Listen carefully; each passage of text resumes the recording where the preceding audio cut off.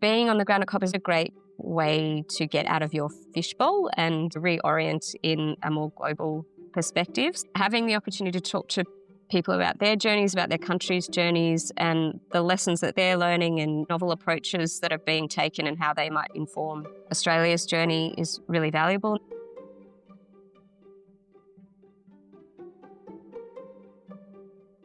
Welcome to The Green Fix, your sustainability, business and technology podcast. I'm your host, Loretta Gutierrez. And I'm Dan Leverington. And do we have a special episode for you today? We're thrilled to have our very first guest come back to join us. Beth Dowe is the Executive Director of the Climate Leaders Coalition and has just returned from Belém, Brazil, where she attended this year's COP30. This year's COP framed itself as the implementation COP, prioritizing the protection of tropical forests and the urgent translation of the Paris Agreement pledges into tangible action. The summit focused heavily on bridging the gap between ambition and reality, resulting in a global commitment to triple adaptation finance by 2035 and a drive to secure more rigorous national climate plans through the Mission 1.5 plan. So Beth, welcome back to The Green Fix and welcome back to Australia. Thanks very much, Loretta and Dan. Great to be here.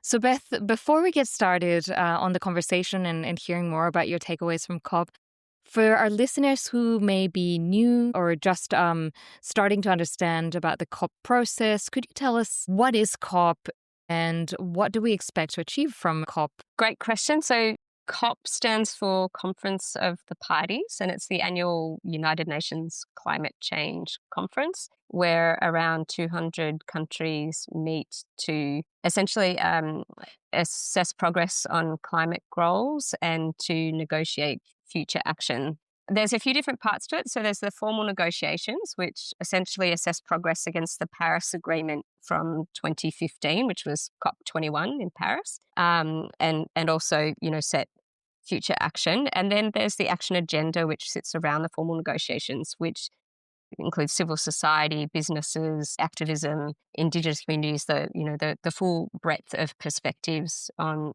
climate. So I think there were 60,000 delegates who attended COP30 this year. So it's an enormous group. And there's lots of different pockets of activity that accompany the formal negotiations. So people will attend with different ambitions for what they want to achieve. But really the core is those formal negotiations between the official country delegates. And Beth, can you give us a sense of what it's like to be at COP and the physical space and the meetings? So there's lots of different descriptions for COP, but one that I think is quite apt is, and this is in relation to the stuff that happens around the formal negotiations, but it's been described as the world's biggest trade fair. So each country, well, not all countries, but a lot of countries have their own pavilions where they're able to run a series of events that highlight topics that are important for their country. That's hosted by the government delegates for that country. Then there's other booths or pavilions that are set up for different organizations. So Sustainable Business COP, for example, a whole lot of different other civil society organizations. So, in Belém, you walked into what was referred to as the worm tunnel, and it honestly just went for hundreds and hundreds of meters. It felt like it would never end. You're walking down those formal negotiation rooms off to the side and lots of people scurrying around. Went down a long corridor of media. So just, media outlet after media outlet, all doing their own interviews and buzzing around. And then you eventually got to, where it opened up into the blue pavilion where all the country pavilions are, which it felt like a mini United Nations. One of the things that I did early on actually was just go and sit down in the China pavilion and, put the headphones on and listen to what they were talking about and try to absorb, what are the focus areas in other parts of the world and what's the vibe really. And you can do that, then go to Singapore pavilion, all over the place. So you really get a sense for what countries are wanting to talk about and wanting to showcase, which is really powerful. And then, of course, there's the home pavilion, so the Australia Pavilion, which is a little bit of a landing pad for all of the Australian delegates to connect, swap notes, identify opportunities, and of course the famous coffee station, which is known across the the COP network to be the best coffee. So there's always constantly a long line. Sounds really exciting. So tell us, what surprised you? What were your main takeaways? And it was a real privilege to be there, to be at the edge of the Amazon, have the opportunity to share both our learnings, but also, listen, learn to all of the journeys that are happening around the world, participate, contribute in the process. It really was a fantastic experience. So very grateful. In terms of, what we learned or what surprised, there's a lot of perspectives out there on what was achieved or what was not achieved. But importantly, I think COP30 really did deliver meaningful progress on some fronts, and it kept multilateralism alive, which is, no small feat. To highlight some of the more significant pieces that were achieved, Australia signed the Belém Declaration on the transition away from fossil fuels, which was championed by President Lula, pushed for strongly by Environment Minister Marina Silva. And that declaration drew support from more than 80 companies, including countries like Australia and Norway. By the end of COP30, mentions of fossil fuel roadmap had been removed from the formal text. That there was fierce pushback from countries like Russia, Saudi Arabia, India, and some of the emerging economies. Instead, the countries agreed to launch the Global Implementation Accelerator. But even so, even though, that language was removed from the final text, the signing of the declaration has now triggered a conversation about implications for Australia in terms of things like the scope of the safeguard mechanism, diesel fossil fuel rebates, etc. So quite a significant development for us as a country. I think the second thing to mention is the United States. So while the United States did actually have a visible presence in events surrounding the formal negotiations, so civil society, state level business negotiations, that sort of thing, there was a notable absence of leadership in the formal negotiations. But this didn't open the floodgates, as some worried, in the lead up to COP30. There were nearly 60,000 delegates who attended this talk, which is actually the second highest ever. So that, and the fact that no other country has withdrawn from the Paris Agreement, I think is really significant in that respect in terms of the US's absence from the formal negotiations. A third one is Brazil's, the host country, had an initiative, the Tropical Forest Facility, which actually achieved really great success. It was a COP record, secured US $9.5 billion, which is around 14.7 billion Australian, in funding pledges, which is really significant. But there was a lack of real commitment on deforestation, which was one of the ambitions. Delays to adaptation finance, and particularly significant in our part of the world with our Pacific neighbours. And of course, the language around the roadmap away from fossil fuels. As with all COPs, there was some great achievements and there was some disappointment for a lot of people. It was also just very hot and very sweaty, which is interesting. There was floods, there was fires in the official zones. This all happened within, the blue and the green zones. And the atmosphere almost was like a present reminder of why we're all working on this in the first place. And the city of Belém did an amazing job of, putting this conference together, hosting with really very welcoming to everybody who attended, which was amazing. And in a way, the heat was like a really good leveler for everybody who was there. Suit jackets were abandoned on day one. Everyone stopped apologising for how sweaty they were when they met up with people. So it was actually created quite a collegial environment with everybody that was there, which was an unintended consequence, I think. So all in all, a really fantastic experience. Lots of amazing connections and opportunities for us to learn and adapt from what's happening globally, but also, for us to share back what we're doing and to support in the global transitions. It helps you to reorient in that global perspective, which was great. Amazing. And were you there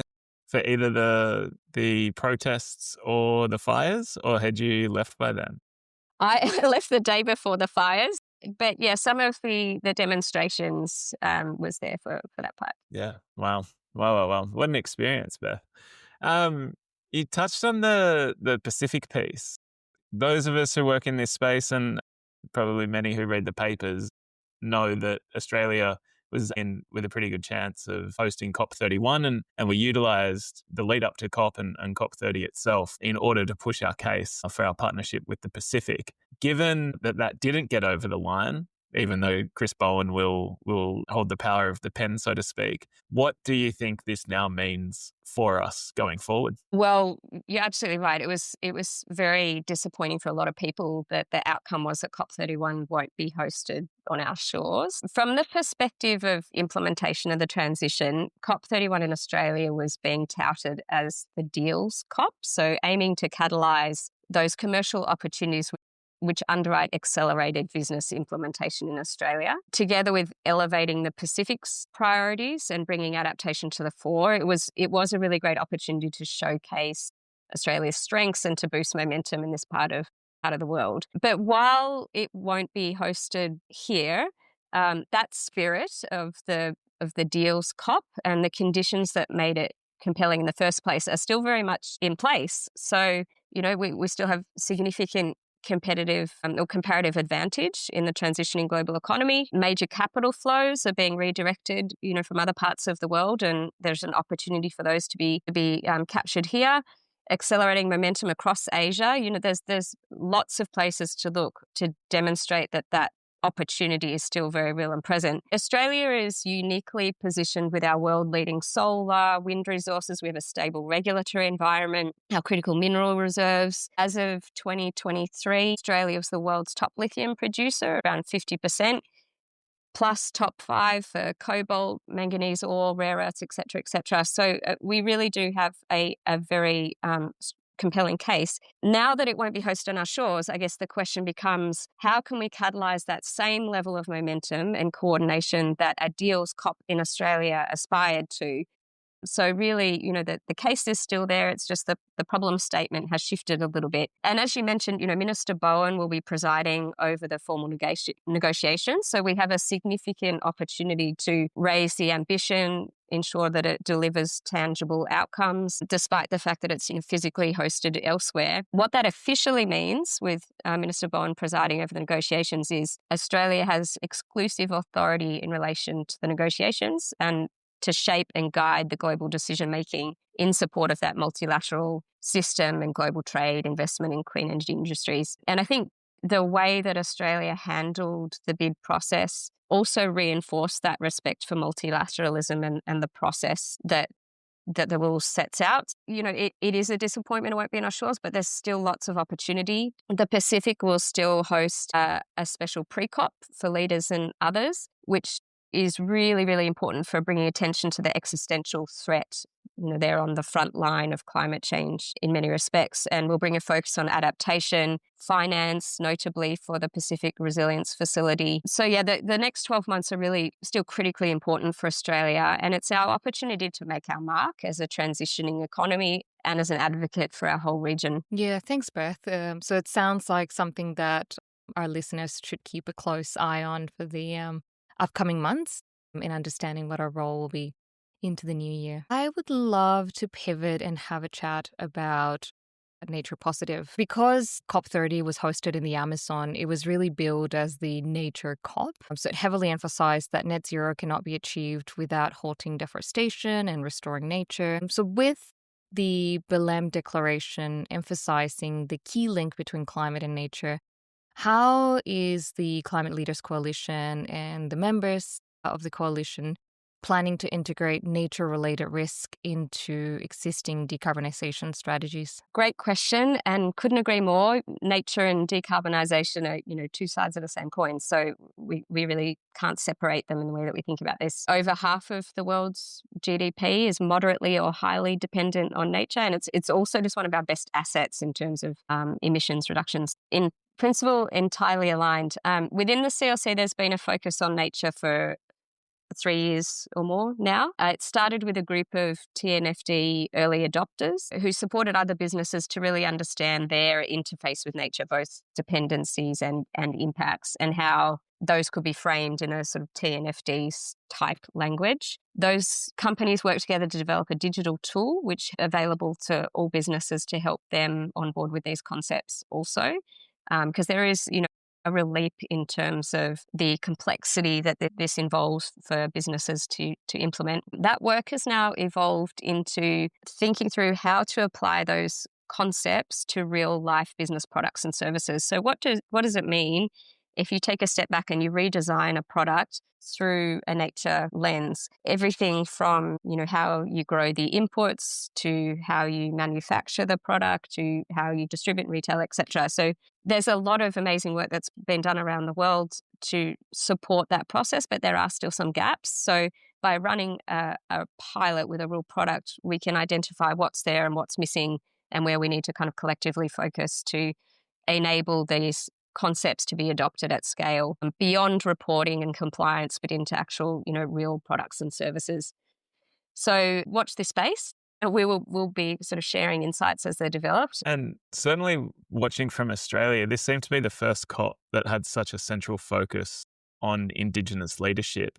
For Australian companies, this parallels quite well with the domestic focus on First Nations engagement in both energy and the nature projects that you mentioned. The Indigenous-led Great People's March, which we've referred to, was a defining moment of this summit. How did the global focus on Indigenous stewardship at COP30 impact your thinking on where Australian businesses currently are? Great question. And agree. It was one of the most notable things, I think, about being on the ground at this COP was the representation and voice of First Nations and Indigenous communities, both from our region, but also around the world. It was across the blue zone, across the green zone, really infused into a lot of the different conversations and discussions, which was fantastic. And it was actually a really incredible experience to share the space with so many sort of diverse, at the same time, aligned in so many ways, communities from around the world, so from the Philippines to the Amazon and everywhere in between. The Brazilian presidency really did a fantastic job in terms of elevating those voices. It was very powerful. In terms of where we're at, I'm not really qualified to say that. I think, we would need to ask that question to the First Nations. It's clear that this is a priority for most businesses. And also there's a recognition that there's a long way to go in our learning. There's also, some perspectives that the urgency of the transition can make this difficult to navigate in a really, a good way. So there are challenges for us to work through. But there's also no shortage of evidence as to why, a just transition that both integrates First Nations wisdom and experience and also ensures shared outcomes is critical for the way that we navigate this transition. I actually asked this question of one of the First Nations delegates who was on the ground at COP and just said how, in her perspective, could businesses do this better, because there is a real desire to do things better.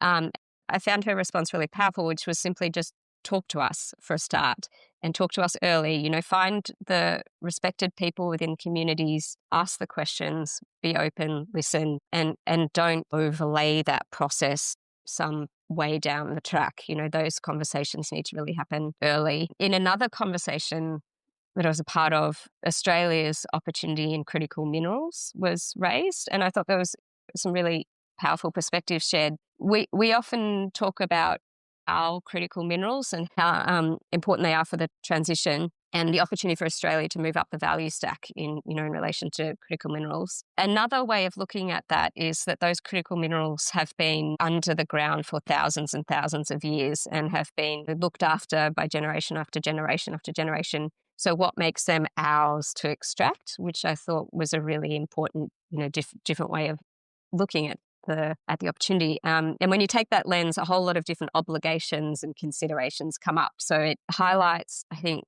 growing expectation for Indigenous informed governance of mineral extraction projects, and not just consultation, but in some cases as far as co-ownership. So really sort of changing the model for how we do it. Great progress being made. A lot of learning has happened over the last period, but also a long way for us to go.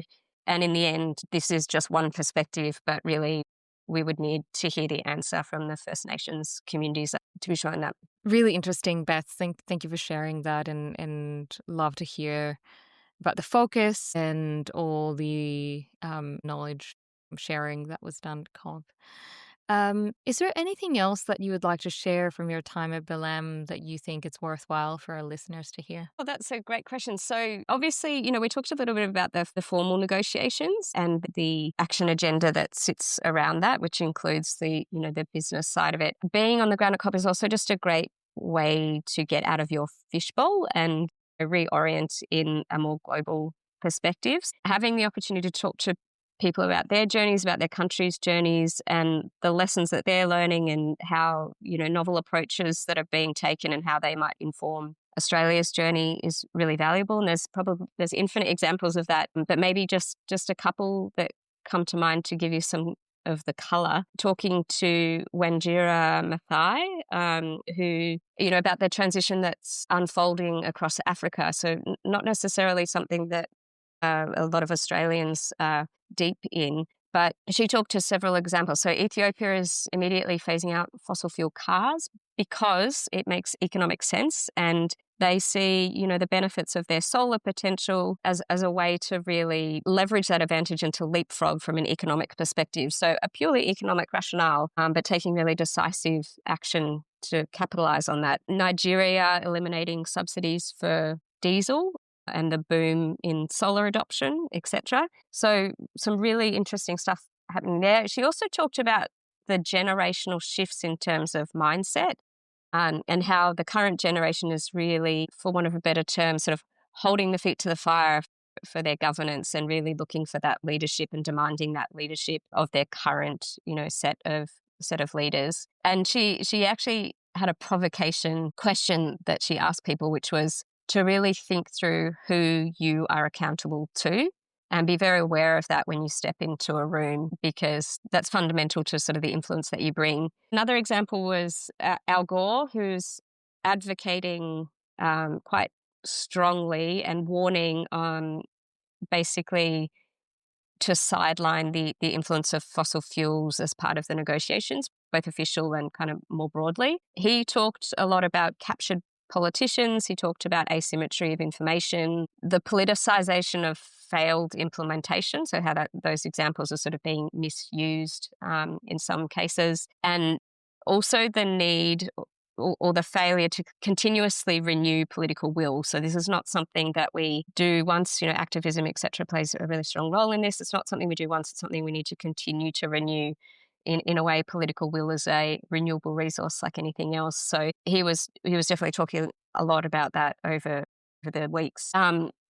Another one which was really of interest for me in our role in the Climate Leaders Coalition, maybe less so for others, is the role of business coalitions moving forward in the transition and the thinking on that around the world. Some of the points that were raised is the need to be very, very clear on the role that those coalitions play to build trust, because trust is a rare resource in this environment. Also, not aiming to be radical, but instead to shine a light on examples of what works and how others can adopt those examples. So a really pragmatic approach and demonstrating the business case for a lot of these things in very clear terms is the best way to advance progress. They highlighted the need for us to continue to build the muscle for pre-competitive collaboration, which is very aligned with the Climate Leaders Coalition's philosophy, and that really the future of delivery is working through value chains. So for the stuff that remains, we really need to be working across businesses, across industries to get